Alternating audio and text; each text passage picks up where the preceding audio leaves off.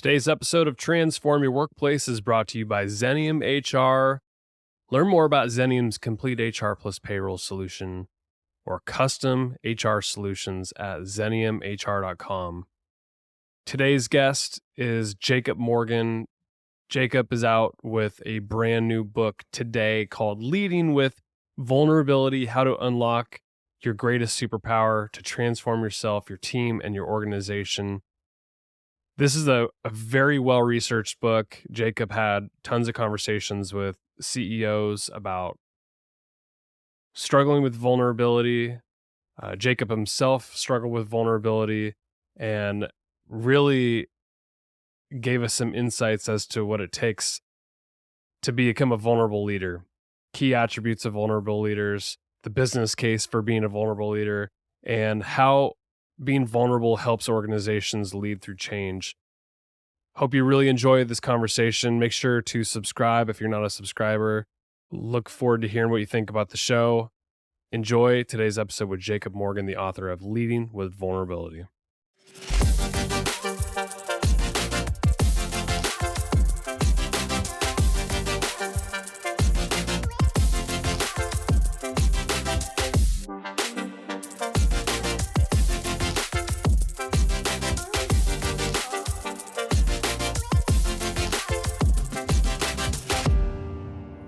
Jacob, it's a pleasure to have you on Transform Your Workplace. Thanks for coming on the show.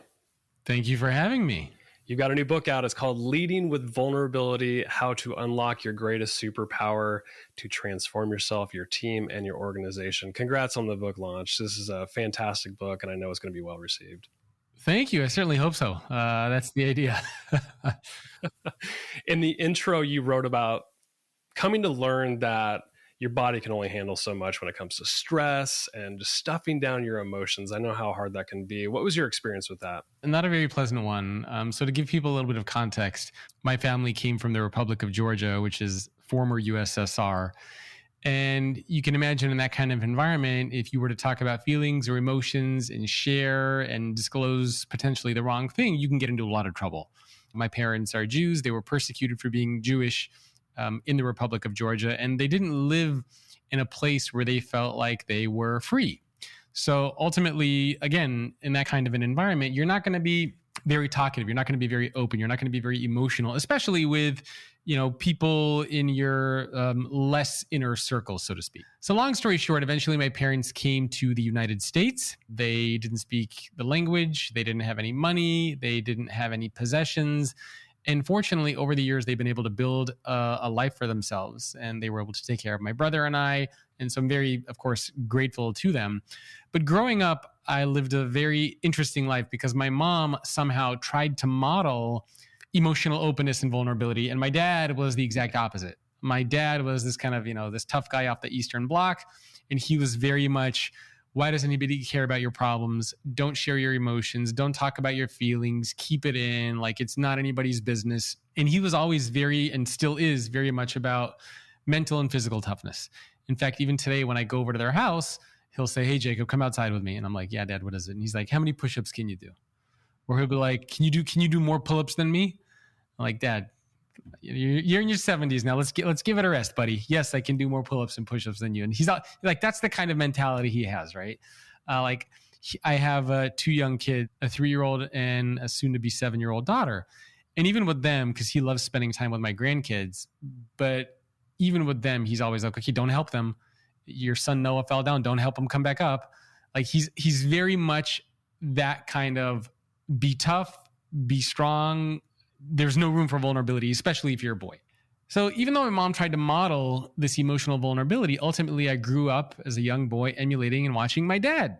So for pretty much my entire adult life, that's how I grew up. That's how I lived. That's how I worked. Didn't let people in, didn't talk about emotions, didn't talk about feelings, didn't believe it was a good thing, thought it was all just a bunch of, I won't curse on your show, a bunch of BS. And so what ended up happening was a couple years ago, it was shortly after, actually, I signed the contract for this book. I'm standing in my bathroom and I'm brushing my teeth. It's probably around 7:30 in the morning. It's during the holidays, so around the Christmas time, like December 20th, something like that. And so I'm just standing there brushing my teeth, and I get this really weird feeling, and it's nothing that I've ever felt before. And my heart just starts beating like out of my chest. It was very bizarre. And you're not doing anything like no brushing no exercise, my teeth. no nothing. You're No. just sitting there. Yep. Yeah. And this is somebody who, like, I'm a hardcore exercise nut, a health nut. I exercise almost every day. I eat healthy. So, my resting heart rate is probably, mid 50s, low 60s. And so if I'm jogging, it'll probably be in the 130s. And so I'm standing there, not doing anything, brushing my teeth, and my heart rate is like I'm doing a pretty moderate workout. Then all of a sudden my vision gets really blurry, and I'm having trouble seeing straight. And then I get this trouble breathing, and I get this just feeling of dread. It's like somebody took a gallon of adrenaline and injected into my body, and I was just like freaking out. All right, hardcore fight or flight. And naturally, my inclination is to think, well, this is, I'm having a heart attack and I'm gonna be dead. So, I'm screaming for my wife, Blake, and she's with our kids in the morning, and, she has me lay down in the bed, and then my body starts like twitching and convulsing, kind of the way that you would get if you have the flu, the shakes that sometimes you get if you have the flu. I had that exact thing. And so I couldn't figure out what the hell is going on with me. I couldn't get in to go see a doctor because it was during the holidays. Doctors were gone. I tried to go to urgent care, but they said they were filled with COVID patients. And they're like, "Sir, are you dying? Do you have COVID?" And I'm like keeled over on the reception desk, like, "Please let me go see a doctor." And they're like, "Sorry, we can't see you right now." So now I'm really like freaking out because I don't know what's wrong with me. I can't get a doctor. Nobody wants to help me. And I'm just thinking like, I'm just going to die here on the floor. So eventually, a couple of days later, I get in to go see a doctor. And the doctor does an EKG. She checks out my heart, and she's like, "You're perfectly healthy. There's nothing wrong with you." And then she looks at me and she's like, "You might want to go see a different kind of doctor." And she's like, pointing her for her head. I'm sitting there thinking, what are you, freaking kidding me? Like, you want me to go see a therapist? What kind of bullshit is this? I don't need to go see a therapist. You're out of your mind. So of course, a couple of days later, I'm sitting talking to a therapist. And after a couple of these sessions, what became very clear is that what caused what were these panic attacks was the very fact that I had committed to writing a book about vulnerability, which is something that I didn't believe in. And my body and my brain and just everything about me was like, "Are you stupid? You literally just signed a contract to write a book where you're going to have to be vulnerable, where you're going to have to write hundreds of pages about vulnerability, and you're not a vulnerable person." And so my body did a very good job of letting me know that it didn't agree with my life choices. So that was a very, very pivotal moment for me, because it taught me. And of course, during that time, I was freaking out. I like cried in my mom's arms because I'm literally thinking I'm dying. Like, I'm saying goodbye to people, and I'm like, this is game over for me. And so it really taught me the importance of not stuffing down emotions and feelings, and that vulnerability can actually be a superpower. And I remember that in my last book, The Future Leader, I interviewed 140 CEOs for that. And I would constantly hear the themes of vulnerability brought up. And these CEOs would say, we understand the power of vulnerability. We understand why it's valuable, but we also are not practicing it inside of our companies. And they would say, because they didn't know how to apply and how to tap into vulnerability inside of their organizations, specifically as a leader. And so I set out with a very basic and simple question to kind of propel me in the direction of writing the book. And that was, is vulnerability for leaders the same as it is for everybody else? Because the way that we think about vulnerability is you talk about your emotions, you talk about feelings or mistakes, you talk about challenges or struggles. And it's true that in your personal life, if you're talking with friends or family members, that could add a lot of value, create a lot of connection. It could help solve a lot of problems. But if we were to do that inside of an organization where we have a very different dynamic, where you are responsible potentially for people, where you're responsible for dollars and cents, where you're actually supposed to be delivering things and accomplishing tasks, is it really just that simple? And again, getting to the leader component, what if you're a leader? Like, I'm responsible for the lives of other people. I'm responsible for the fiscal and financial responsibility of a business or a team or a function. Can I really, in that position, just show up to work and say, hey, these are my struggles, these are my problems, these are my challenges? And the answer to that is no. Vulnerability for leaders is not the same as it is for everybody else. And that's where I interviewed these 100 CEOs, and I surveyed 14,000 employees in partnership with a leadership firm called DDI. And we can dive more into why it's not different, but that's what the consensus became, is it's not the same for leaders. When you had those conversations with the CEOs, did they obviously said that they're not practicing it inside their organizations, but does that mean they're struggling just like you struggle, having panic attacks? Were they open with you about, hey, look, I'm not even practicing vulnerability. I'm dealing with the same, like, whether it's mental or physical problems. Yeah, and a lot of them, they were trying to practice it in their own way, but it's not like they were all robots, but it wasn't a kind of, what's the best way to put it? It wasn't a part of their overall and general leadership style for some of them. For some it was, for some it wasn't. And the big challenge that I kept hearing from these CEOs is that they were stuck between kind of two seemingly opposing perspectives and points of view. On the one hand, they would say, well, my employees want me to be confident and competent. They want me to be strong. They want me to lead them. They want me to have a vision. They want me to get them out of tough spots. They want to follow me in the direction that I set forth, right? I mean, those are some of the qualities that we look for in a leader. I want to be inspired and motivated. I want to know that you're in control and that you're the best person for the job. On the other hand, these CEOs would say, so my employees want that from me, but at the same time, they also want me to talk about my mistakes, my problems, my challenges, my failures, my personal life. And these are two seemingly opposing perspectives, right? On the one hand, you want me to talk about my flaws, my weaknesses, my vulnerabilities. But on the other hand, you want me to be strong and confident and competent and this visionary person that you can follow into battle, so to speak. So how do you make sense of those two seemingly opposing perspectives? Which one am I? Am I the competent, strong leader, or am I the one who's willing to be vulnerable and talk about my emotions and feelings? And this was a very hard thing for a lot of CEOs to comprehend and to reconcile. What's an example where a leader might be vulnerable but not actually leading?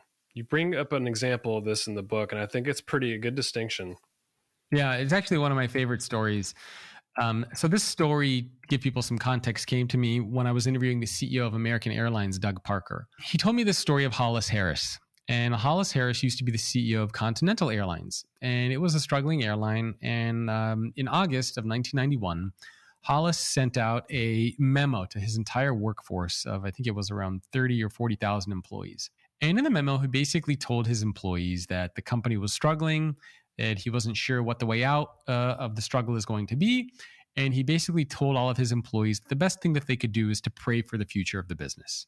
Now, again, this is the CEO of the organization, and he's being very vulnerable, right? We're struggling. I don't know what to do.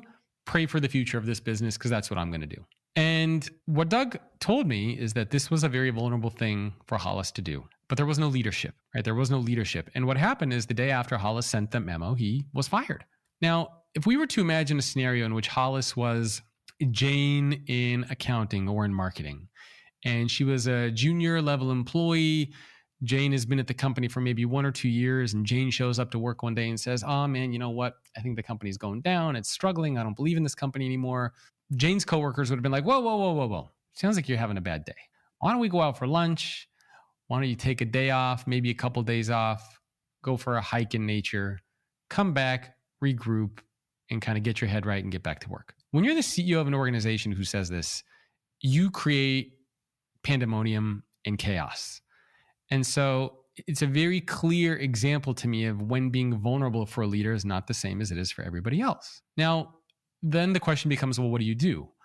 And I interviewed, as I mentioned, 100 CEOs. And a lot of the CEOs I interviewed, it was right in the heart of the pandemic, right? I mean, that's when a lot of my book was written over the past few years. And I would interview a lot of CEOs who were in similar spots. Their companies were on the verge of closing. They were losing millions, billions of dollars. They had to fire employees. They also didn't know what to do. One of those CEOs was Fleetwood Grobler. He's the CEO of a South African energy company called Sasol. When he became CEO, the company was $13 billion in debt. The banks were about to come and repossess the business. The company was going to be completely owned and taken over by the banks. And he was also in a position where he had to address his workforce. And again, this was $13 billion in debt before the pandemic. Then the pandemic happened and things really got crazy for him. And so he becomes CEO, and he also, again, has to address his entire workforce of 30,000 employees or so. But the message that he gives a very different message. And he says, our company is struggling and we're going through tough times, and I acknowledge that. And I don't know the exact steps that we need to take to get out of this, but I have a vision of where I want to go. I have a picture in my head of what this business can become. And if you follow me on this journey, then I think that we can rebuild trust in our customers and in our employees. And if you can help me find those steps to take to get to that vision, then we will be able to turn this business around and see success, which is exactly what they did. Now, Fleetwood's message also had vulnerability. He acknowledged that he didn't know all the right answers, that he didn't know what steps he should be taking. But he also demonstrated leadership by saying that he has a vision. He has an idea of where he wants to go. He rallied his employees to get behind that vision and to move in the direction of that vision. So there is a clear difference between being vulnerable versus leading with vulnerability. Vulnerability, to give you kind of a couple of just hypothetical examples, vulnerability is I showed up to work and I say, hey, Brandon, I'm really sorry I made a mistake. That's a vulnerable thing to say. Leading with vulnerability would be, hey, Brandon, I'm really sorry I made this mistake. Here's what I learned from that mistake. Here's what I'm going to do to make sure it doesn't happen again. So in other words, leading with vulnerability combines leadership with vulnerability, competence with connection. So what that means is, especially if you're in a leadership role, it's not just enough to talk about the mistakes, the failures, the challenges, the struggles. You have to demonstrate the leadership piece. What are you doing to solve the problem? What are you doing to move things forward? What are you doing to close that gap? What are you doing to learn and grow and become better? And too often we use vulnerability as a crutch for poor performance. In other words, you're not able to close deals, you're struggling in your role, and you might just say, well, I'm going through a tough time, or I didn't have the budget for this, or I didn't have the resources for that, or this manager hates me. And like, you just have these things that you start sharing without demonstrating that you are trying to take ownership and control over solving the problems. And that is not a good way, first of all, to be an employee inside of an organization, but especially to lead inside of an organization. What are some of the key attributes for a leader that demonstrates vulnerability? Sure. So the book has 8 attributes of vulnerability. Actually, can I go back to one more point on the kind of the relationship between vulnerability and leadership? So there are two points that I want to mention, which I think are very important. So one is there's this kind of grid in the book, which you may have seen. It's like these 4 boxes, and it plots kind of vulnerability and leadership on them. And so let's just say, for example, you're a vulnerable leader. And so if you're very vulnerable at work, a lot of people might say, well, you know what?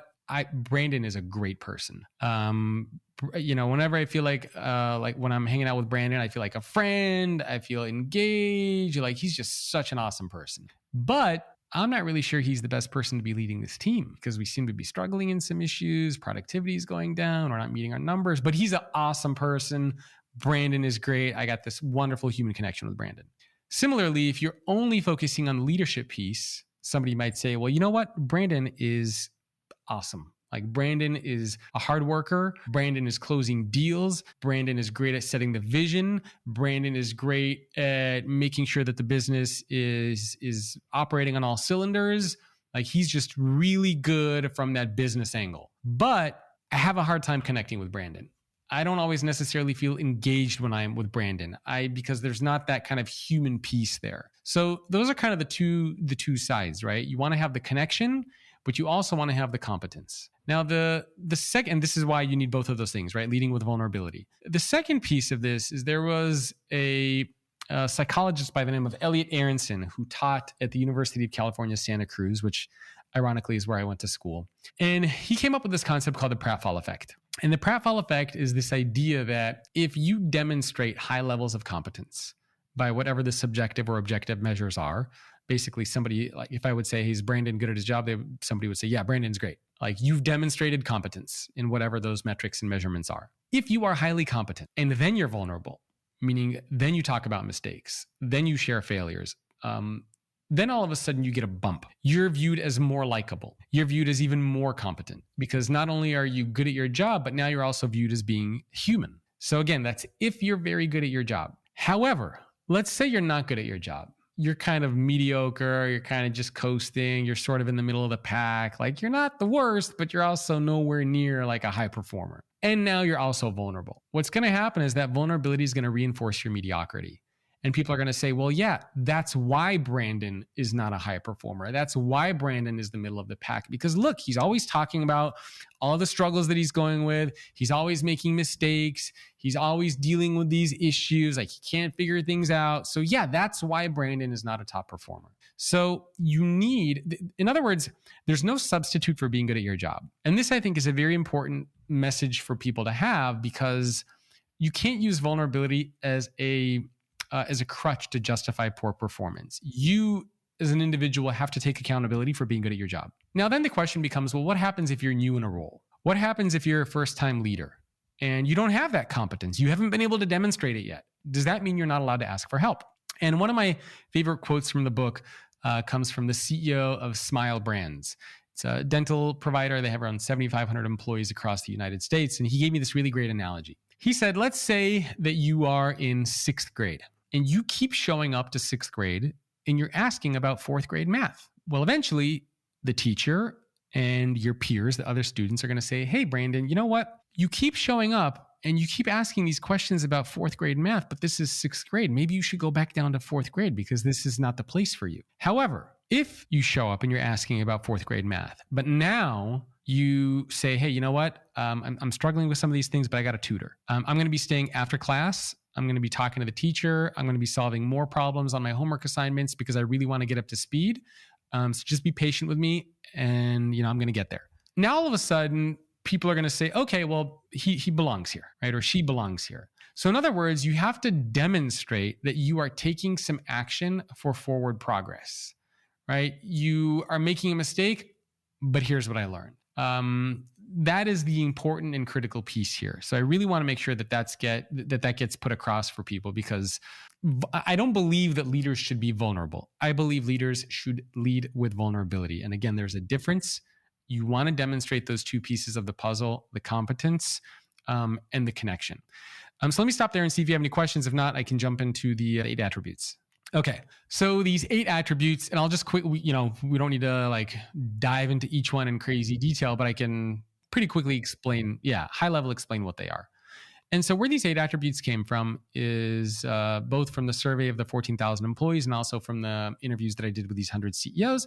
And I would ask all of them these questions, and I would say, well, what does leading with vulnerability mean? What does it mean to be vulnerable? What does it feel like? What are the attributes or the qualities that you think leaders need to have to help unlock this power of vulnerability? And that's where and so there's 3 of them that are for leadership, and there are 5 of them that are for vulnerability. So 3 of them for the being good at your job piece, and 5 of them for being good at the connection piece. So let me start off with the 3 for the leadership piece. The first one, which we've been talking about quite a bit, is competence. Being good at your job. No substitute for that. Do whatever you got to do. Training programs, take a course, talk to people, you got to be good at your job. The second piece of this is self-confidence. Self-confidence is believing in yourself and that you have the ability to grow and develop and succeed. You have to have that self-confidence and belief in yourself that you can become better, that you can do better, kind of the positive self-talk. That's an important element of the leadership piece. The last component of this is motivation. And motivation is what actually allows you and gets you to do the things that you need to do to close the gap. So, for example, I might say to you, Brandon, I made the mistake. Here's what I learned. Here's what I'm going to do to close the gap. The motivation is what actually gets you to close the gap. Because I could easily say, hey, Brandon, here's the mistake I made and what I learned. And by the way, I'm going to sign up for this course, and I'm going to read these books, and I'm going to talk to these people, and I'm going to implement this process. I could say that to you. Motivation is what actually gets me to do those things. Right? So without motivation, really what you're doing is you're just talking. Motivation is what gets you to act on those things. So those are the 3 critical components for leadership. You got to be good at your job. You have to have self-confidence, and you have to be motivated to move forward. Yes, for progress. Next, we have the 5 components of the connection, right? The vulnerability piece. One of them is integrity. Integrity really means being a person of strong moral character, being honest, doing the right thing, right? I think we all kind of know intuitively what it means to have integrity. The second piece is authenticity, being the single version of you. Authenticity and vulnerability are not the same thing. In fact, a lot of times people mix those 2 things up. However, if you were to look at somebody like Jack Welch or Steve Ballmer or any one of those, classic CEOs out there, they were very authentic, right? Jack Welch was super authentic. He had no problem cursing you out, throwing a table across the room, throwing a chair at your head, like no problem with that. Was he vulnerable? No. So authenticity just means that you're a single version of yourself. That's an important piece. Next, we have empathy. Empathy is the importance of being able to put yourself in somebody else's shoes, seeing somebody else's perspective, not just your own. Then we have self-compassion. Self-compassion is talking to yourself in a positive way. The reason why this is important is because if you ever lead with vulnerability and it doesn't go according to plan, let's say I share something with you, you use it against me, and I get in trouble for it, or I get fired, or I get demoted, or whatever. Self-compassion is what allows you to have that kind of safe landing place to say, well, Jacob, you did your best. You tried to repair relationships with Brandon and it didn't work. It's okay. Whereas if I didn't have self-compassion, I would say, God, Jacob, you're such a freaking moron. How could you do this? I'm never going to share this with anybody else ever again because Brandon totally screwed you over. So self-compassion is kind of talking to yourself in that positive way. It's what allows you to, be vulnerable again in the future. And then we have self-awareness. And self-awareness is really understanding your thoughts, your behaviors, your actions, and also how other people perceive you. So it's important to have all 5 of those elements for the vulnerability piece and all 3 of those elements for the leadership piece. You've woven this into the discussion so far, but if you could make a business case for why leaders need to lead with vulnerability, what is that? Couple things. I think when I think about the business case, I think there's 2 angles that you could take a look at. One is the angle specifically for the leader. So the benefit, why should you do it just for your own career? And I have a whole story that I talk about in the book. I won't go through the whole story, but the whole point is that the world in which we live and work has changed. And there used to be a time where, the command and control mentality, being the celebrity CEO, not showing emotions was beneficial for you because that's the environment in which we lived. In fact, Fortune used to publish a list of America's toughest bosses. And it was a badge of honor to be on the cover of that magazine, to be America's toughest boss. And it was a badge of honor to be working for one of those types of leaders. That was the environment in which we lived. That's the environment in which we worked. It was accepted. It made sense. But over the past few years, especially even post-pandemic, our world changed. Our environment changed. And there's a theory called mismatch theory, which states that attributes and behaviors and values that were once beneficial to you become detrimental to you when the environment around you changes. And so look at the environment that we're in now. We talk about things like employee experience and purpose and meaning and well-being. We have this war for talent that we keep discussing. Like, it's just a different world. The pace of change is increasing. We have technology. We have complex problems we're trying to solve. We're trying to look for opportunities all the time, uncertain, market conditions, geopolitical issues. It's just a different world. And so in that kind of an environment, you have to ask yourself, are you going to be the type of leader who's going to do the old way of leading and just kind of hope that nobody notices? Or are you going to be the type of leader who adapts, reflecting the environment that we're in? So from a selfish perspective, this is important for you as a leader, just for your own success, for your own growth, for your own ability to lead, for your own career. Because if you don't do this, I can promise you're going to be struggling quite a bit in your leadership career. And then we have the business case, which is the ROI of why do this for your organization. And here too, where we surveyed 14,000 employees, we found a couple interesting things. And I have some of the stats in front of you. So based on the survey data that we looked at, employees of managers who regularly display vulnerability when appropriate, they're almost twice as likely to innovate and develop solutions to new problems. They're almost 3 times as likely to lead with vulnerability themselves. They're more than 5 times as likely to trust their managers. When we asked these 14,000 employees a question around effective and high-performing leaders, what we found is that inside of organizations where leaders always lead with vulnerability when appropriate, those leaders are viewed as far more high-quality leaders versus those who are not leading with vulnerability. And the gaps were pretty big. It went from 56% to not at all or rarely to 64% for sometimes, 76% for often, and 86% for always.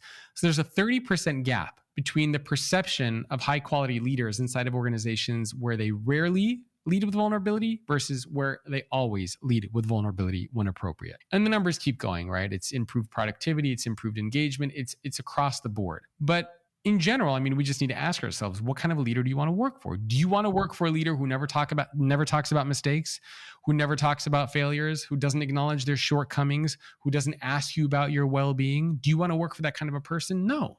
So why would you want to be that kind of a leader? And so I fundamentally believe that leading with vulnerability is the single most important thing that leaders should be doing for the foreseeable future, and the single most important thing that we should be teaching leaders to do for the most foreseeable future. You talked to a lot of CEOs, probably for this book and for the last book. And one CEO in particular you were talking to, you must have been listing off people you admire, like CEOs you admire, probably the famous ones. This person says, every single person you admire has massive insecurities and has made huge mistakes, end quote. What was your reaction to that? I believe that for sure. I've never talked to a CEO or worked with a CEO or given a talk for an organization where I felt like the CEO knew everything and could do everything and was perfect. In fact, a lot of the CEOs that I've worked with and I've talked with have been very candid that they have gone through imposter syndrome at some point in their careers.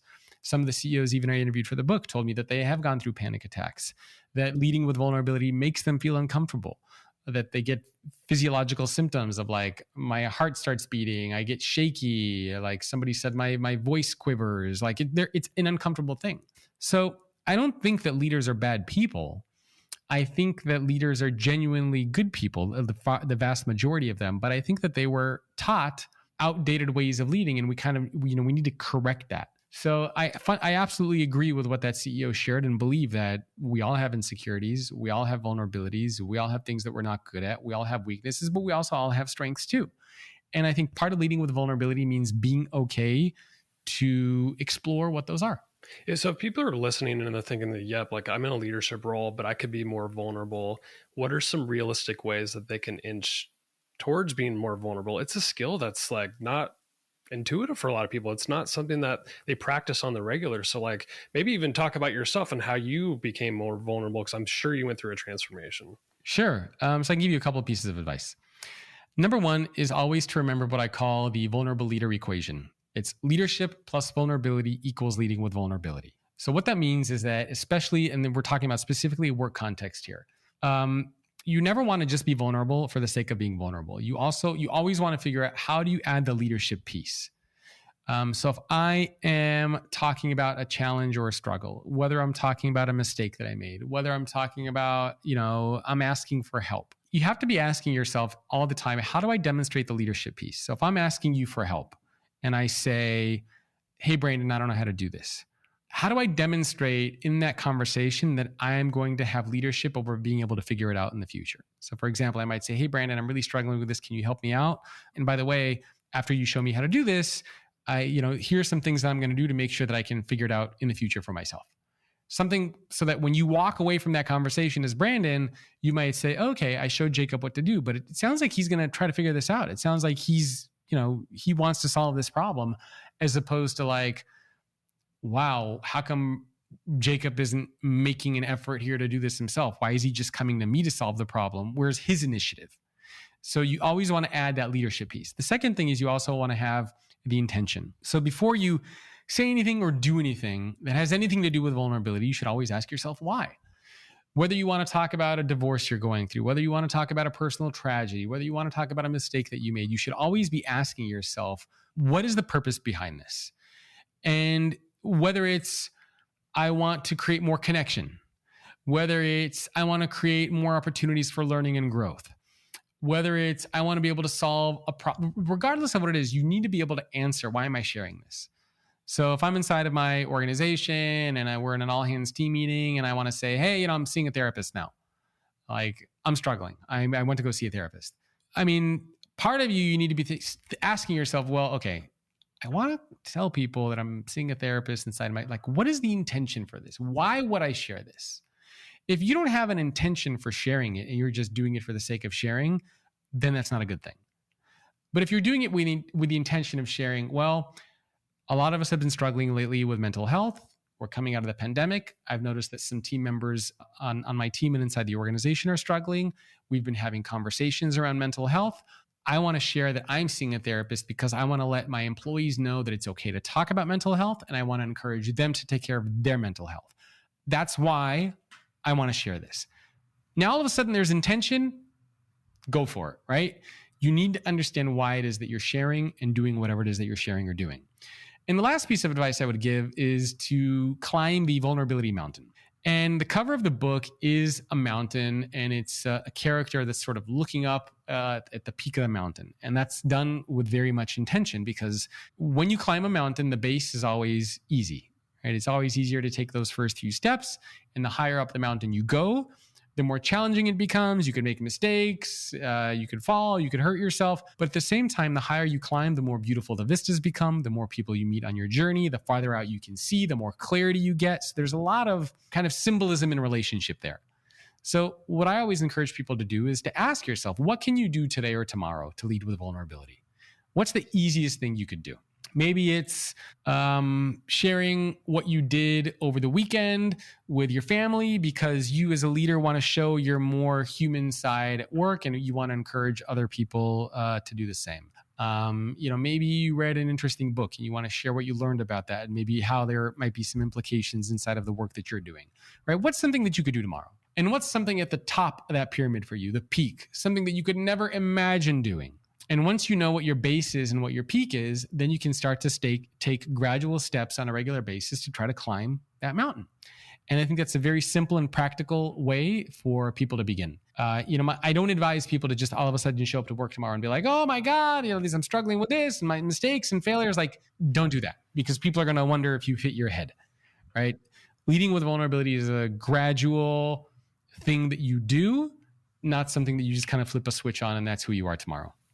Yeah, well said.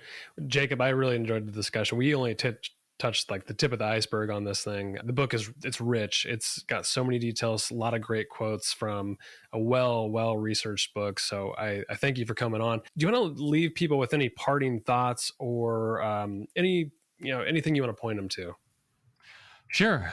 So as far as parting thoughts, the number one piece of advice is just remember this vulnerable leader equation. Leadership plus vulnerability equals leading with vulnerability. I think if you can ingrain that into how you engage and interact with your team and with your people, you will already exponentially improve how you lead and the impact that you can have inside of your organization. As far as where people can go to learn more, the book is available anywhere you can buy a book. We created a URL for it, which is leadwithvulnerability.com. And for anybody who pre-orders a copy or orders a copy right when the book comes out, they're going to get some really cool bonuses. I'll send them some of the CEO interviews and give them access to some cool things. So you can go to Lead with Vulnerability. My email, also, if people have questions, is jacob@thefutureorganization.com. And then I think that's pretty much it. I mean, I really hope people like the book. I literally gave myself a panic attack writing it. So hopefully people can tell. It's a lot of time and effort. No, you could tell. Yeah, you poured your heart into this thing. I definitely could tell in reading it. Jacob Morgan, thank you for being part of the podcast. I appreciate you. Thank you so much for having me.